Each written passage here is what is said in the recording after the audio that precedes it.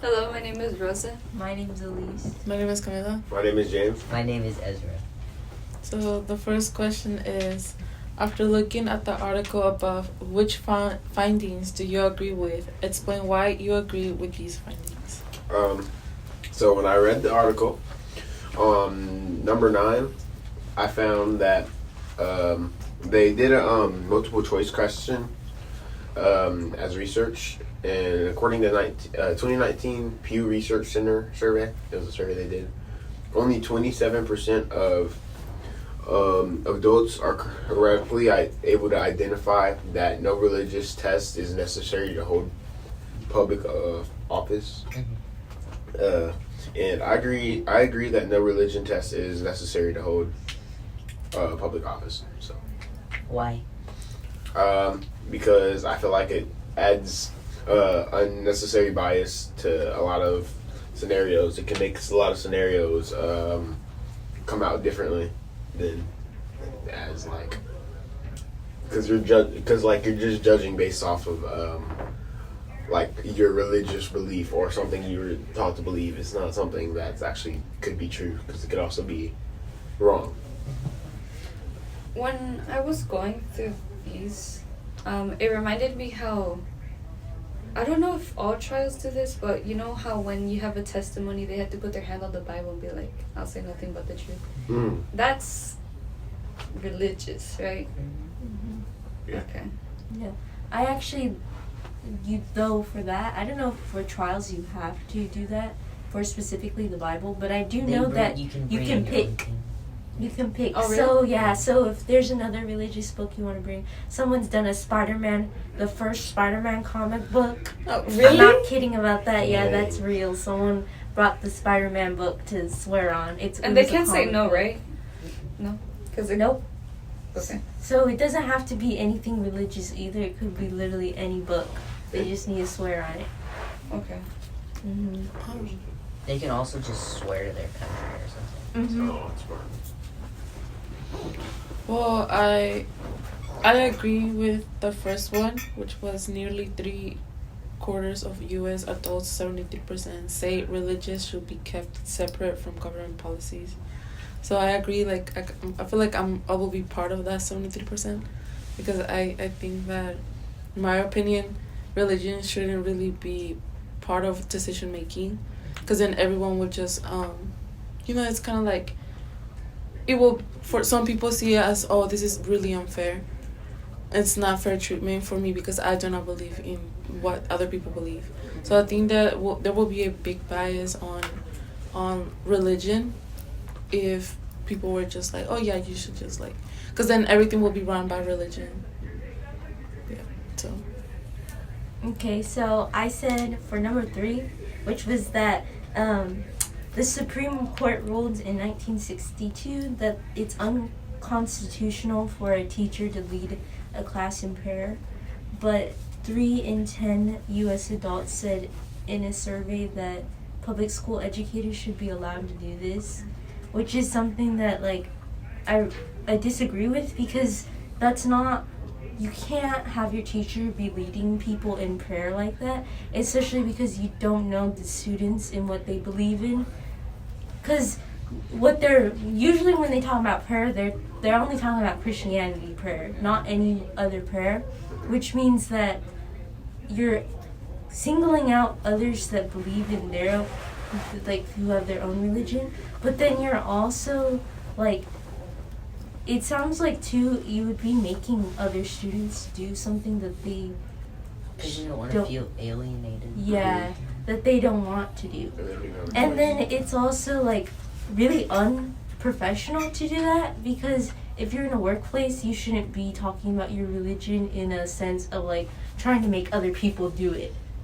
Yeah. Or because we're in a school, right, and we can talk about this in a sense of more of a professional lens of seeing it, where we're talking about religion in the government, right? We're connecting it with the government, but it's weird to do it where you're oh, let's go pray, guys, because you don't know what your other students believe in, and then you're also just looking for a lawsuit doing that if you're allowing public educators to do that. Is it illegal? Yeah. Yes. Well, people can sue you if, like, oh, you're teaching my kid a religion that we do not practice. So it's like, I agree with Elise with what you were saying, because if these students that we're talking about are like young, their minds is more like open to being persuaded. So it really just like it really is just the teachers controlling these students because they're so like what's the word, impressionable. Mhm. So they might like believe everything that their teacher says because they're elder. Mhm. One that I also did not agree to. Hold on. Sorry, you can go next. I can't find one. So, when I looked at the article, I found that most of the stuff that was majority, like the majority of people that answered most of the stuff, I agreed with. And the ones that the one I was most surprised that I agreed with was having religious symbols in a public place. Like, I think it's okay for specific public places to have religious memorabilia. And I found a ACLU Right for Religious Symbols quote, which says that the First Amendment undoubtedly protects the rights of houses of worship, homes, and businesses to display religious symbols openly and publicly, but when the government erects funds and displays particular religious monuments, it sends a message that certain faiths are officially preferred over others. And I think that kind of summed up how I believed in that, because I think it's okay for people, like in their homes or like their businesses, that they have their religious symbols out because that's important to them. And if you just don't agree with it, you cannot go there. But I do, if it's like government funded, then I have an issue with it. Or if it's like there's two neighbors and one neighbor has like a cross on their house and another one has like a menorah symbol on their house or the Star of David, and they start harassing each other about how they don't like that religious symbol on their house. That's when I have a problem, because you're saying someone else's religion is more important than yours. Yeah. And then one of the ones I disagreed with was that a lot of, like, they were talking about how Easter and Christmas are the only religious holidays that have federal time off. And I thought that it was interesting, the argument, because they said that Christmas has federal time off because it's a cultural holiday. So it's not as religious as it was because it's become so cultural. But I think because they're ignoring the whole reason of why it became cultural, because Christians, well, I'm going to put it loosely, but founded, colonized America, and their religion got the opportunity of becoming cultural because it was the majority religion. Whereas other holidays like Hanukkah and Kwanzaa and a Muslim holiday that's celebrated usually in December haven't been given the opportunity to become cultural, so they aren't cultural. Because the more that I've grown up in America, the more I've seen stuff on Hanukkah, because it's becoming more cultural, because it's more recognized by companies and other businesses, so it has a larger opportunity of becoming cultural. So I just think the argument of saying that Christmas is a religious holiday because of the cultural norm is stupid, because it's just been given that opportunity to become it and other holidays haven't. And I don't think it's fair for people to try to locate their time to take off religious holidays, especially for educators, because they don't have that time off, and if they take that time off, they're probably going to be looked at as selfish because they're doing it for their own holiday, and they're like giving up time with their students when in reality they deserve to have that time off because everyone else has time off for their own religious holiday. And then the last one that I found was on the very bottom, and it talked about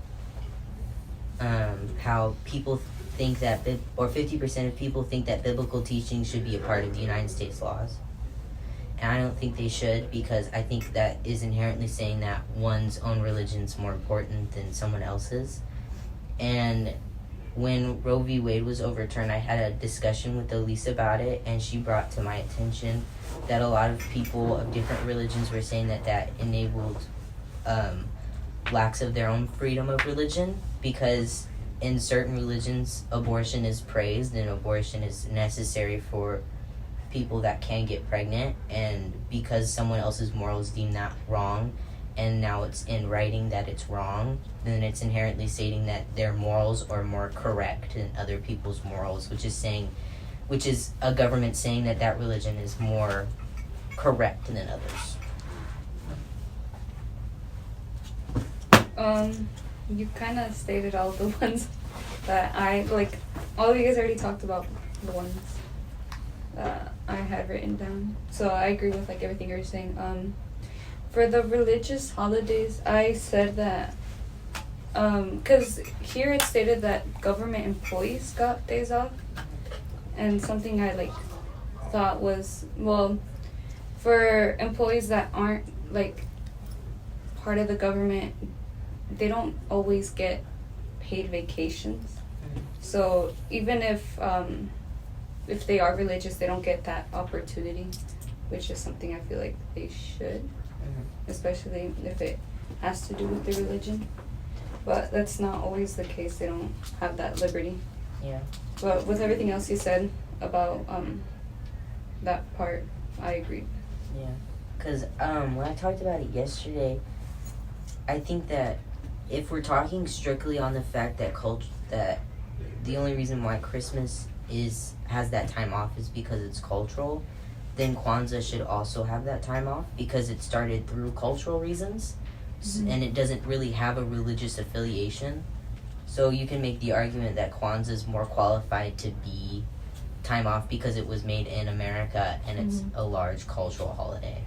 I feel like for those that want to have their religion like being taught like in schools, I feel like they should just like put their kids into like private schools, you know, like Christian schools or like Catholic schools, and like there's like a specific schools for students to like, they learn obviously like basic learn, like, and they also learn about like their religion and stuff like that. So I think it's kind of like unnecessary for them to actually be like arguing about we should like make it a law for students to like be taught biblical and stuff like that. But yeah.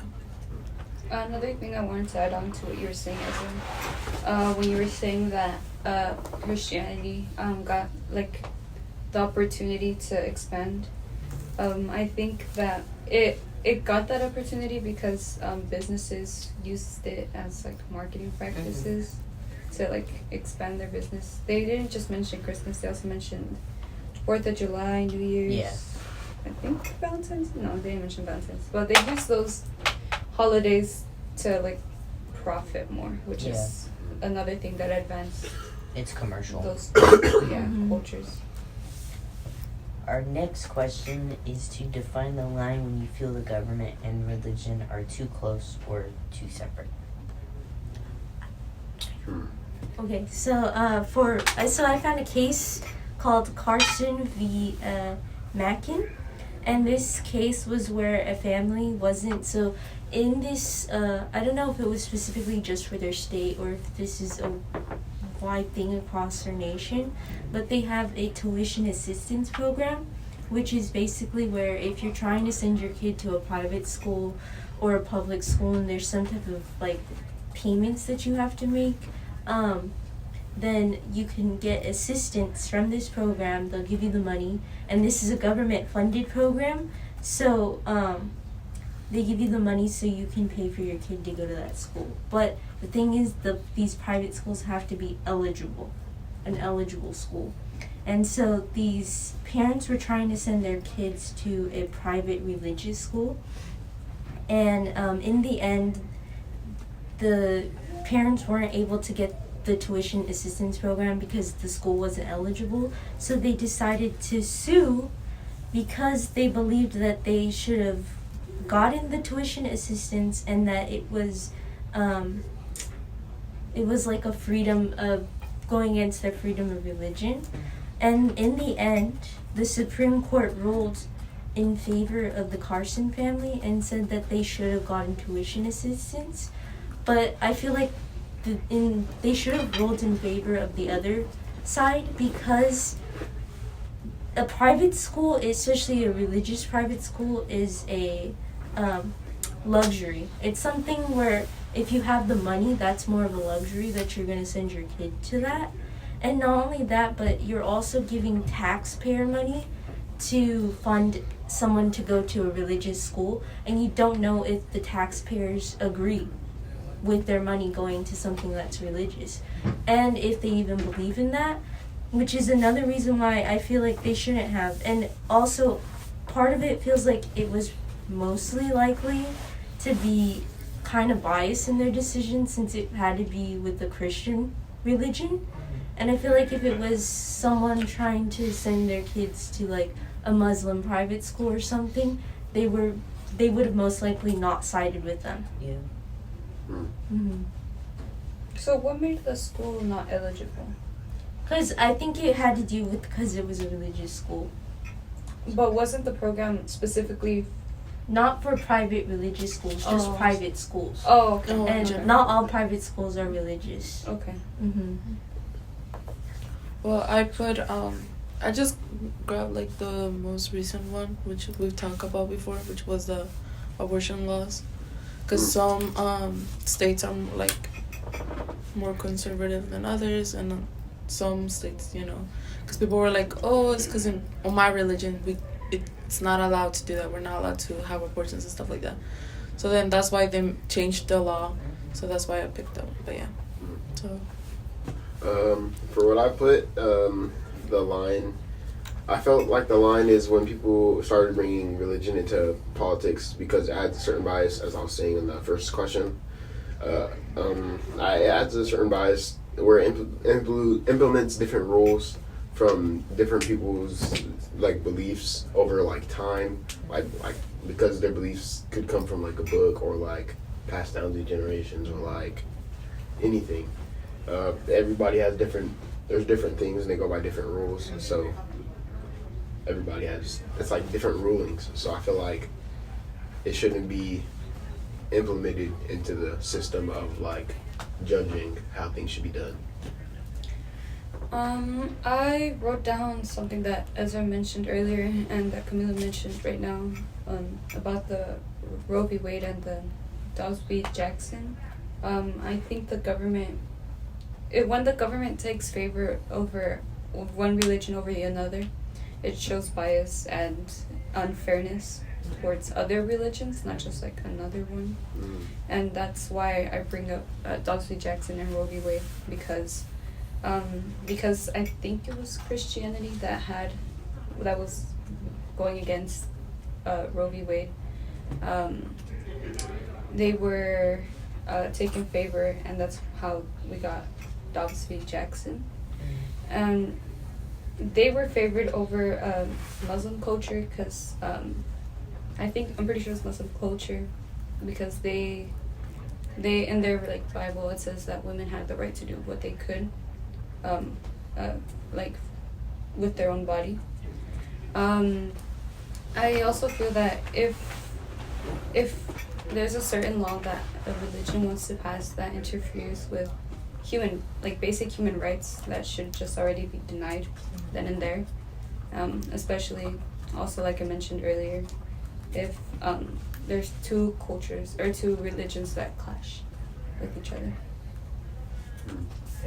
I think that it's, I think when people in the government try to push these moral ideologies that stem from religions, it really ignores everybody else's opinion. And I think Christianity is a really big pusher in that, and that's just the umbrella term of Christianity. I think that when people hold their morals, specifically biblical morals, and they think that is right over other people, it ignores everyone else's opinion. And I think that when we put that into laws, it ignores everyone else's matter of fact of morals and how they derive their sense of self, and it's implicating that it's wrong without stating that it's wrong. And so I really do agree with James that I think that when the government puts a certain religion above others, it really demeans other people's thought and other people's perception of the world, because it's implicitly saying that you're wrong based on something that was written in a book a long time ago. Yeah, or like how you did it. Yeah, like just because someone else believes in something that you don't and they have different moral concepts doesn't mean that they're not right in their own perception. But I think when the government starts to funnel a way of implicitly stating that one religion's morals are more right or more holy than another person's moral construct, it undermines your democracy, because you're saying that a certain subset of people are more important than others because they believe in a certain thing that others don't. And when you have a government like that, you don't really have a democracy, because your government's already implicating that your morals are flawed and wrong.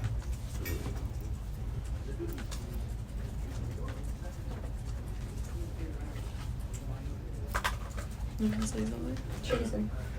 Oh, she did. Anyone else? Anything else to that? Okay. Oh, then Thank you. thank you.